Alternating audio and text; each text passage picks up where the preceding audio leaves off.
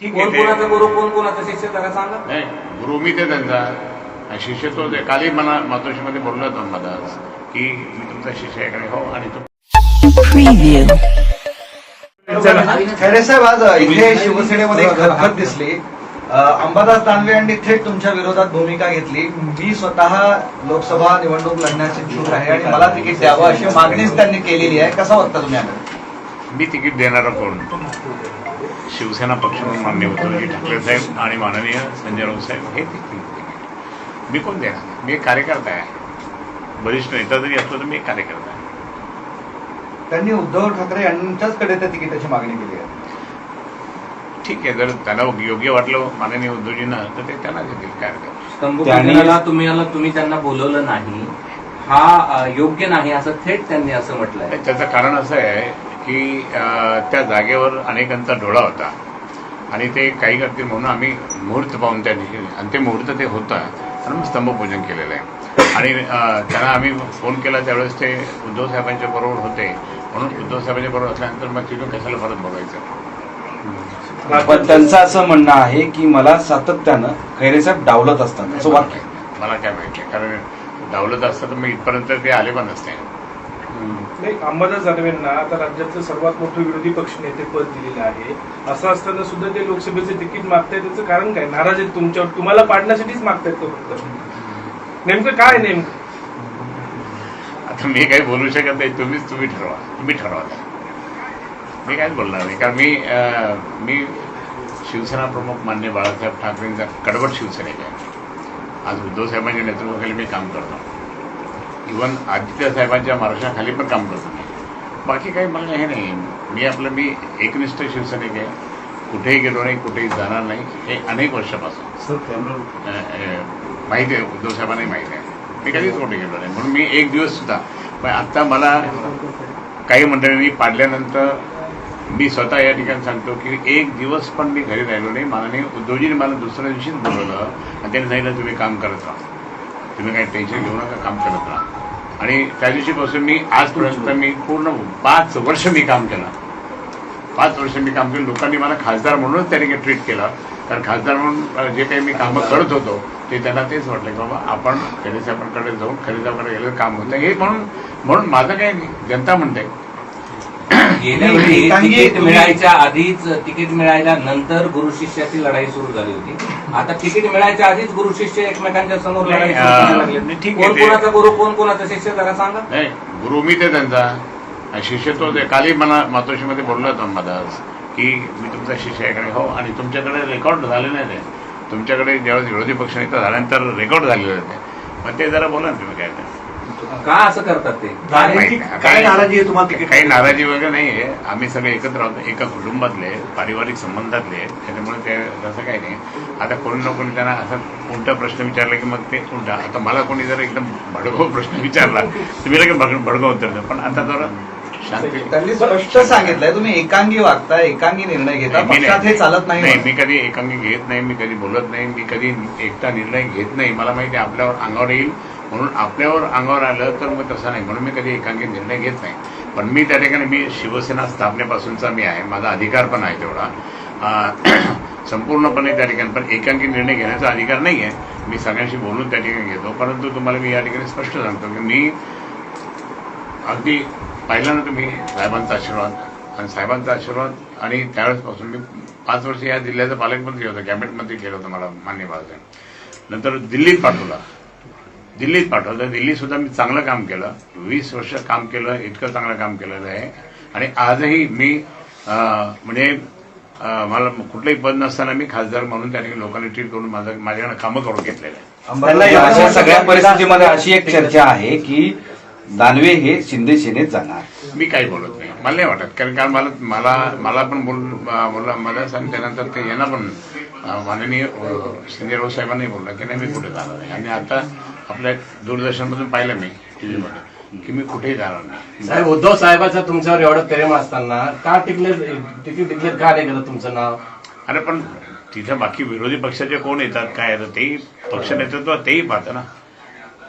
बरं, एक तुमच्या समोर उमेदवार अंबादास दानवे म्हणून असले आणि खरंच ते शिंदे सेनेत गेले तर कसं होईल? परत बोला. जर अंबादास दानवे शिंदे सेनेकडनं तुमच्या विरोधात विरोधात उभे सभा राहिले केली, उभे भविष्यात. तर काय होईल? नाही आता काय अजून माहित नाही आता काय होईल. बरं, तुमच्याच पक्षातून त्यांनी तिकीट मिळवलं आणि तुम्हाला त्यांच्या प्रचाराची वेळ आली खासदारकीसाठी, तर काय कराल? मी शिवसेना प्रमुखांचा कडवट शिवसैनिक असल्यामुळे मी पक्षाचा आदेश मानतो. बस संपलं. त्यांना तिकीट मिळालं तरी चालेल तुम्हाला? मी पक्षाचा आदेश मानतो. ते असं म्हणाले की उमेदवारीसाठी मी दावा याच्यासाठी करतोय की गेली 10 वर्ष मी तिकीट मागतोय, तसं त्यांचं म्हणणं आहे की मी एवढे वर्ष हे केलं ते केलं वगैरे वगैरे. तर तुमचा या क्षणाला दावा काय आहे कशाबद्दल? म्हणजे उमेदवारी संदर्भात ते जसं दावा करतायत ना, मला तसं- हवी. हा, मला हवी म्हणून मला- तुमचं काय म्हणणं आहे? जनता मला म्हणते, मी मागत नाही. जनता म्हणते की त्या ठिकाणी कोणत्याही बसीस खरे साहेब तुम्ही जायला पाहिजे. कारण हे 2 खासदार इथे आहे राज्यसभेचे आणि चुकून निवडून आलेले, ते कोणतंही कोणाचंही काम करत नाही, केलेलं नाही, आणि सगळे आपण आपला जिल्हा पाठीमागे गेलेला आहे. म्हणून त्या ठिकाणी तुम्ही हवं असं नागरिकांची मागणी, मतदारांची मागणी, माझी मागणी नाही. चंद्रकांत खैरेंवरती सर्वात मोठा आक्षेप सगळे हे जे अंबादास दानवे वगैरे मंडळी हे असा घेतात की त्यांनी नेतृत्व पुढचं उभं करू दिलं नाही संभाजीनगरामध्ये. मग अंबादास दानवे कसा मोठा झाला? हा. तो कसा मोठा झाला? त्याला घेऊन मी चालवतो म्हणून बाकीचे माझे जे पदाधिकारी ते माझ्यावर चिडायचे, अरे काय तुम्ही तर त्याचंच ऐकता त्याचंच ऐकता हे मागे झालेलं आहे ते.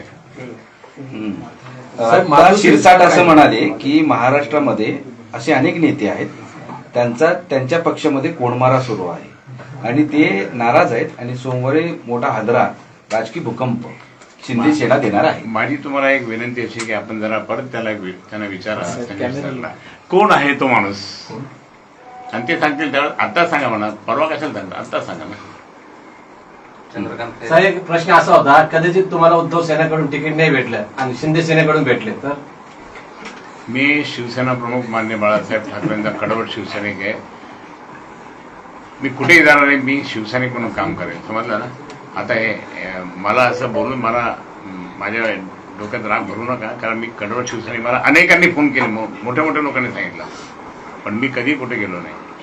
मी शिवसेना प्रमुखांना सोडलं नाही. तुम्हाला मी सांगतो की ज्यावेळेस राज ठाकरे साहेब बाजूला गेले तर लोकांना वाटलं की हे राजसाहेबांकडून जाणार.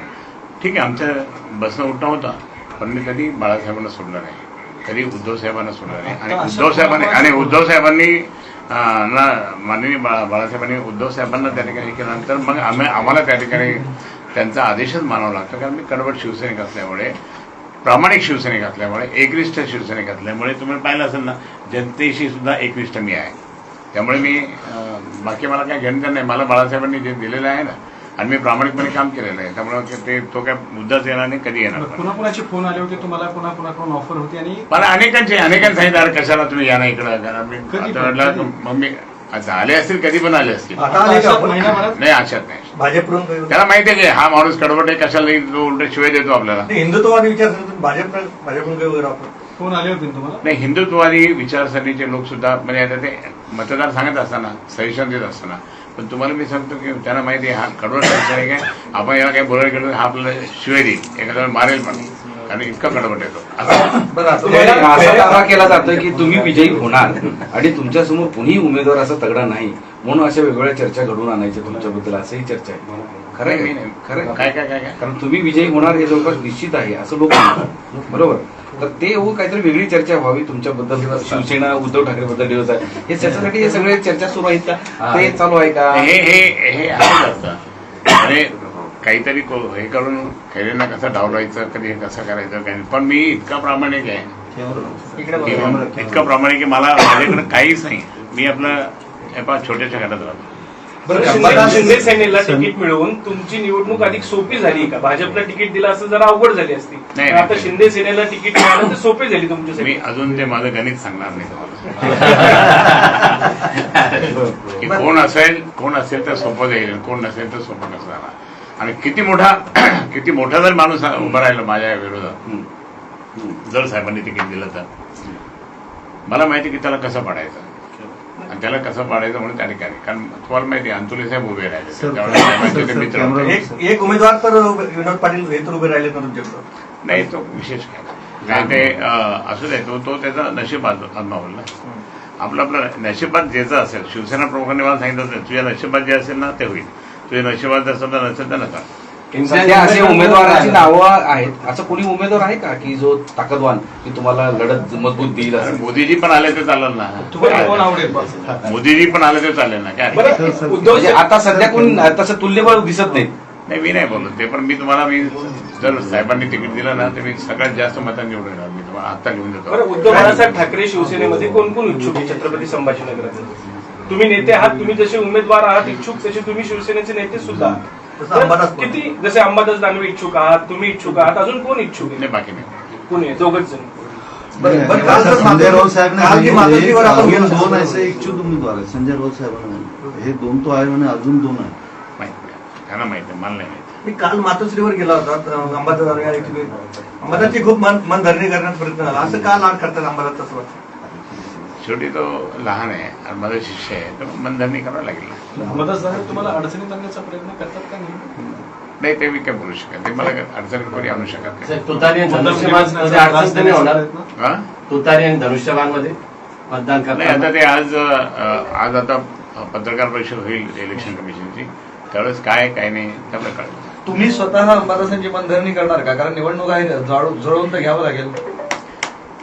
ते काल मी प्रेमाने बोललो त्यांच्याशी, धडाडीचे नेते यांच्याशी बोललो काल.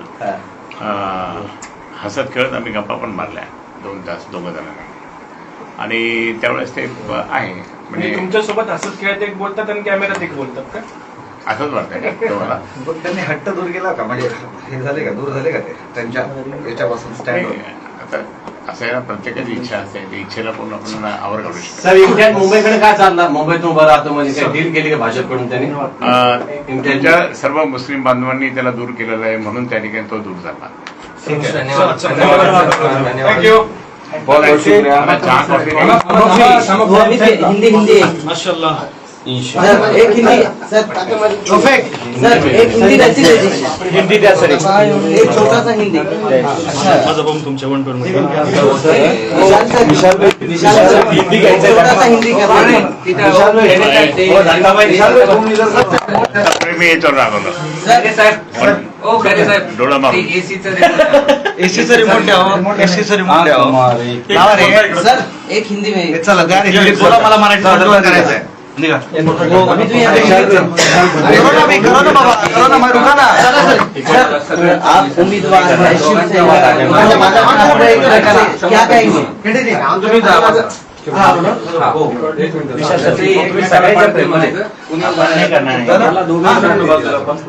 चला घ्या हिंदीत लवकर. सर आप उम्मीदवार है, क्या कहेंगे?